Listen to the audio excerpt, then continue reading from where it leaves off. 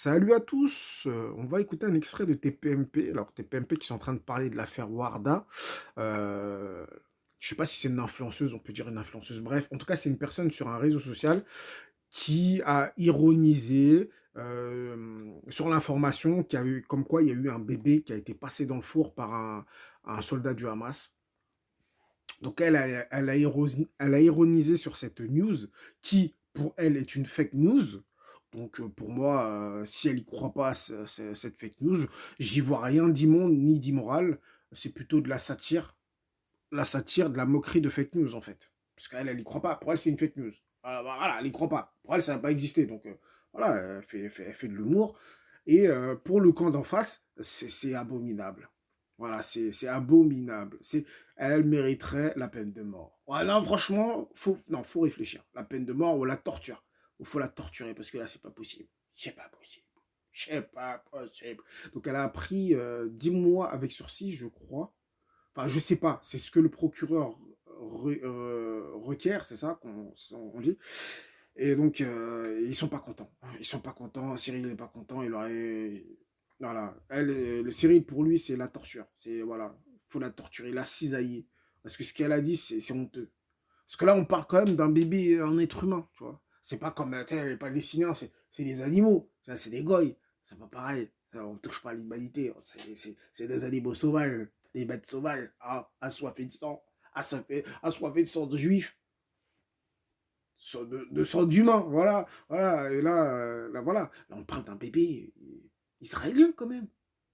Donc là, quelque part, là, il est pas content, Cyril. C'est quand même. Et donc, on va écouter un petit peu un extrait, puis je vais rajouter mon commentaire au fur et à mesure. Pascal. Maître, on va sortir de la stratégie, effectivement, sur le fond du droit. Oui. Vous avez raison. Je vais vous poser une autre question. Moi, c'est l'attitude de cette jeune femme qui m'a un peu surprise. Choquée. Choquée. Oui. Attendez, je vais vous dire. Je vais vous demander si c'est votre stratégie. Parce que quand le procureur a requis les 10 mois de prison, elle s'est fait passer pour une victime. Elle a dit, ma vie est devenue un enfer. J'ai des menaces de mort. Elle s'est fait passer pour une victime. Moi, j'ai été extrêmement choquée. Est-ce que c'est votre stratégie d'avoir fait passer cette femme qui a tenu des propos inadmissibles pour une victime? Bon, déjà, ça c'est une question. Je peux répondre si je demande à l'avocat que vous êtes. L'avocat que je suis, déjà, vous pose la question, comment savez-vous qu'elle n'a pas été victime de violence? Non, je dis juste que cette femme a répondu. Vous êtes en train de... Elle a dit, mais on s'en fout de ça. Vous êtes en train de me dire... On s'en fout de ça. On s'en fout de ça, mec. On s'en fout de ça. Moi, demain, je vais insulter des gens sur les réseaux, je vais avoir des gars qui vont me tomber dessus. Mais monsieur Hanouna, vous pouvez pas me dire qu'on s'en fiche si on me pose la question. Alors adressez-vous à votre chroniqueuse, pas à moi. À votre chronique. Ben oui, mais pas à moi. Mais oui. Mais non, mais je suis en vous train de me demande faire si c'est votre grief. stratégie. Mais attendez, non, mais c'est lunaire. On est en train de me faire grief. Monsieur Hanouna, vous me faites grief d'une question qui vient de quelqu'un de votre plateau. Non, mais on s'en fout. Non, mais est-ce que c'était votre stratégie? Est-ce que c'était... Non, parce que vous dites, oui, elle a été... Qu'est-ce que vous en savez qu'elle n'a pas été victime mais c'est normal, sur les réseaux. Si elle avait rien fait, elle aurait eu aucun message négatif sur les réseaux. Si elle avait rien fait, vous savez... Écoutez, elle a indiqué certaines choses à l'audience. Là, je suis en train d'entendre que ce serait une stratégie de dire et de décrire des faits. Je dis qu'effectivement, elle a subi un harcèlement qui est monstre. Et si pour vous, c'est normal que les citoyens s'emparent de quelqu'un qui potentiellement a commis des délits et qui a une justice parallèle et alternative, de la même manière que moi, un groupe pro-israélien sur Canal Telegram me met des captures en disant Maître Yassine Malawi, la cible, il faut absolument s'occuper, etc. Je peux vous envoyer des captures. Donc si vous acceptez... Ça, c'est inadmissible. Vous mélangez un ça, on l'accepte pas. S'il vous plaît. Est-ce qu'on peut parler juste de ces... Non, mais attendez. Ça, on n'accepte pas du tout. Mais c'est très bien. Vous n'avez rien fait, vous avez juste fait votre travail, mais par contre, elle a dit les choses, c'est un fait. Non, il y a un lien. Donc elle mérite les menaces de mort, l'harcèlement, etc., etc. Lui, il mérite pas parce qu'il est en dehors de ça, parce que c'est l'avocat. Mais elle mérite, donc c'est ça le plateau. Hein. Qui ne dit mot consent, la plupart des gens qui ont parlé, ils ont dit ouais, elle mérite. Et alors, Cyril a dit, on s'en fiche. On en a rien à...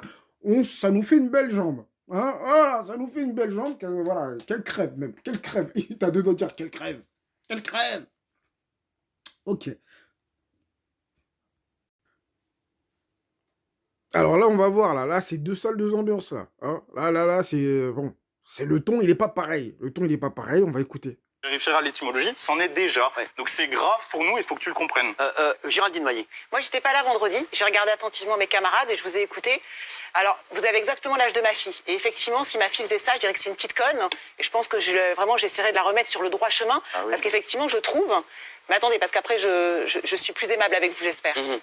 Parce que je ne sais pas si c'est une question d'éducation, de déviance, vous êtes perdu, mais vous êtes le porte-parole de personne, à part peut-être de votre perdition. Et vous êtes finalement le symptôme de l'époque, je trouve, moi. Mais après, j'ai été hyper choquée. C'est-à-dire qu'on a eu Mila, et maintenant on a Benjamin. Et on trouve ça normal. Et en fait, on trouve ça normal de dire... oui, mais en même temps... c'est choquant, mais en même temps... Non, il ne faut pas le menacer de mort. C'est pas bien ce que vous avez fait, jeune homme. Mais en même temps... on met pas d'huile sur le feu, c'est pas possible, c'est insupportable parce qu'on le jette en pâture. Et en fait, excuse-moi Daniel, mais moi j'étais super choquée parce que moi je suis croyante aussi comme toi.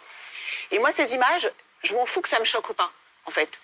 Vous avez entendu, elle a dit, elle est croyante. Je suis croyante aussi comme toi. Croyante, ça veut absolument rien dire. Tu crois en quoi? Et des francs-maçons, ils sont croyants.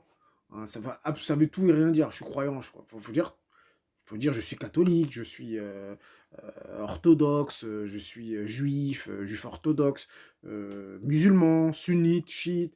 Voilà, faut préciser, hein. Il faut pas mettre la religion, c'est pas sacré, c'est pas au-dessus de tout.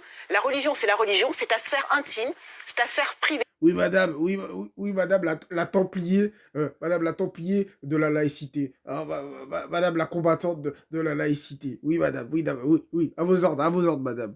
Tu vas pas aller dans une église parce qu'il a mis un crop top et tu vas dire, oh là là, quelle horreur, il a mis un crop top, c'est dégueulasse. Non, en fait, on s'en fout, ta religion, c'est un truc privé, c'est un truc intime. Moi, ça va pas ébranler ma foi ou pas ma foi. Donc, je trouve qu'aujourd'hui... Oui, madame, protectrice de la laïcité. Oui, oh grande, madame, oh grande Géraldine. On vous obéit, on vous écoute. En faisant ça, en s'attaquant à Benjamin, finalement, on le fragilise.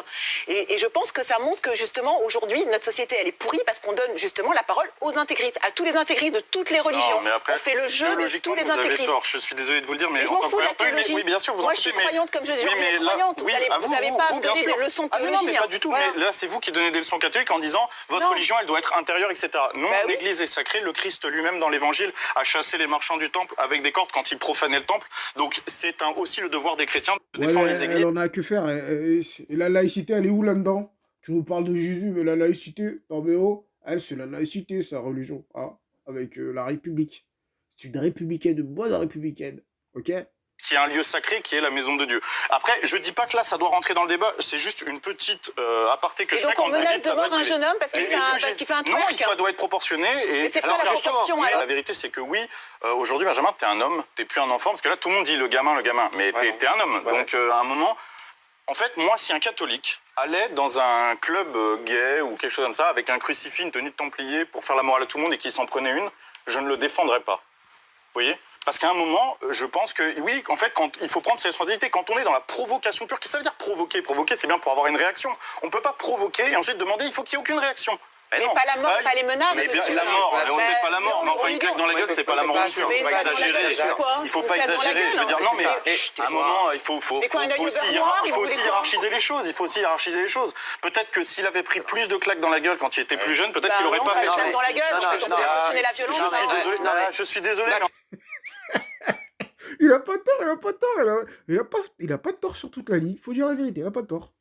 Baptiste. On voit ce que le laxisme fait, et ça, c'est un produit du laxisme. Aujourd'hui, vous avez dit qu'il vous faisait la peine. Vous vous rendez compte de... Alors, on est tous d'accord pour dire qu'il a fait une énorme connerie. Ici, franchement, c'est vrai que... Voilà, moi, en tout cas, ça m'a choqué. Il a fait une gaffe. Il a fait une bourde. C'est une dinguerie. Aucune empathie. Oui, il a fait une petite gaffe, quand même. Une erreur de jeunesse. C'est rien, c'est absolument rien. Je le dis. Voilà, et ça aurait été dans une synagogue, dans une mosquée, j'aurais été choqué vraiment parce que moi aussi je l'ai déjà dit ici, j'ai beaucoup de mal à, voilà, je trouve qu'il faut respecter les religions, il faut respecter. Et donc on remet une pied dans une box. Non mais les lieux de culte. Non mais voilà, je vous dis. Après, laissez-moi finir, s'il vous plaît. Mais Baptiste aujourd'hui, Benjamin, il a sa vie. est un enfer. Oui. Et c'est vrai qu'on ne peut pas cautionner les menaces de mort qu'il reçoit. Oui, mais vous êtes on d'accord n'a avec jamais moi, dit Baptiste? ça. Mais bien sûr, j'ai jamais dit qu'il fallait le menacer de mort. J'ai jamais Aujourd'hui, dit c'est qu'il ce qu'il a. fallait Il peut pas le sortir dans la rue. Mais- Il peut même pas commander de nourriture chez lui. Sa maman, Mais il y a vous des gens devant chez savez- elle. La mais pauvre, on l'a Cyril, entendu en pleurs. Elle me fait bien énormément sûr. de peine. Cyril, vous savez pourquoi moi je peux sortir dans la rue sans être menacé de mort? Oui, Non. mais oui. Mais parce que je ne provoque personne. Oui. En fait, parce que je suis respectueux, tout simplement. À un Oui, moment, mais il faut vous aussi l'avez comprendre que les actes ont des conséquences. Oui. Les conséquences ne sont pas justifiées. Oui, on peut dire tout cela ici et faire de la démagogie en disant c'est pas bien, c'est pas bien. Oui, ça changera rien. En attendant, le point qui a fait basculer les choses, c'est ses actes à lui. La responsabilité, c'est la sienne. Il faut arrêter de rejeter les trucs sur les intégristes, etc. Alors, C'est ça. Donc vous avez entendu le deux poids deux mesures, hein. Quand c'est Warda, c'est ouais, mais on s'en fiche de ces menaces de mort. Qu'elle crève sur un peloton, enfin qu'on fasse un peloton d'exécution. Voilà, je veux voir, je vais être en première ligne.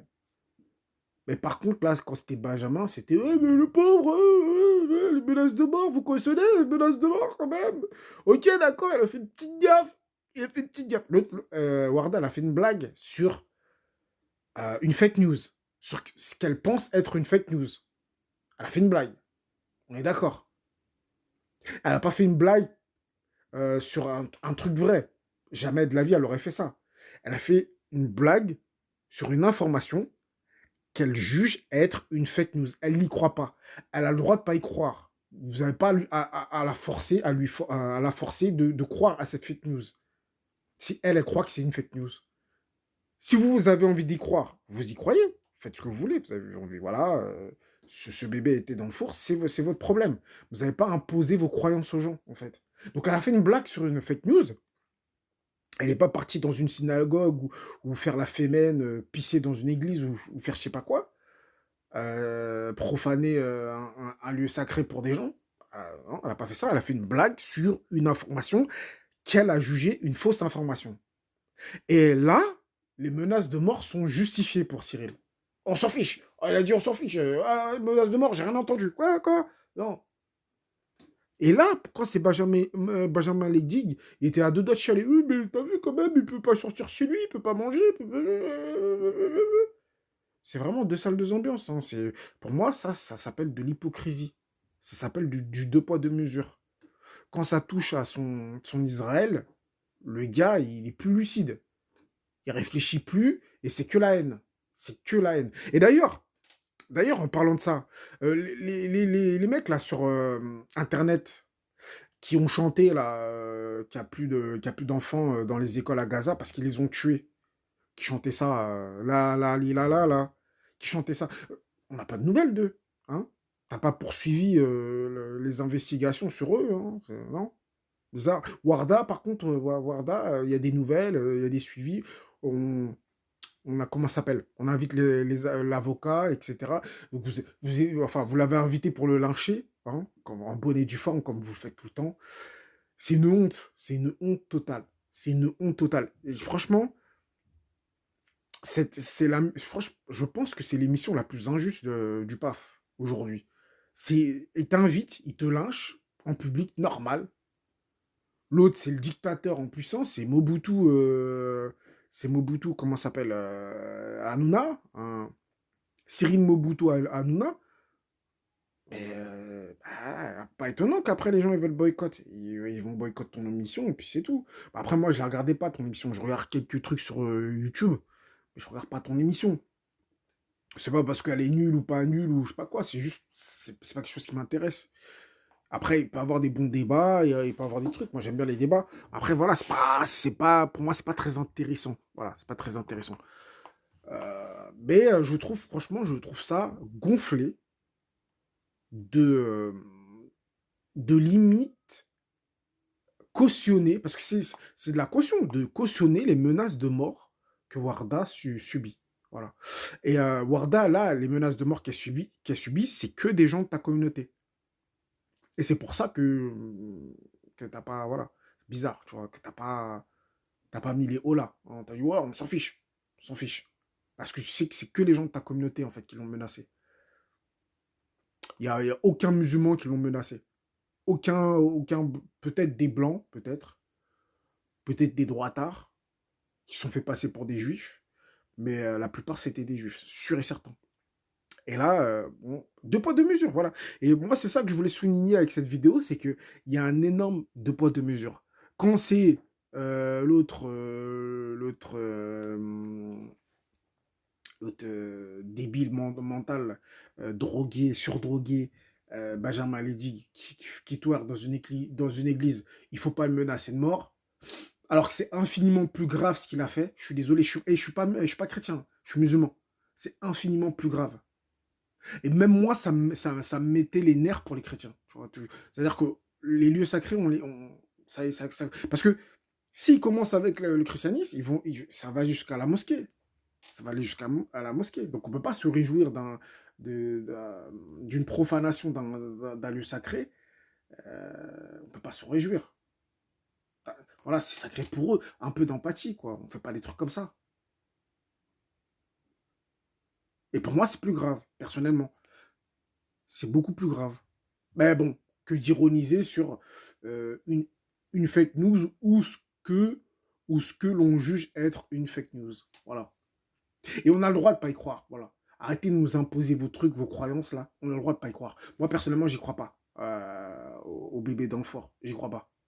Je pense pas qu'il y a des gens aussi inhumains, à part les satanistes, pour mettre un bébé dans le four. Voilà. Donc voilà, c'était ma petite vidéo. Donc à la prochaine.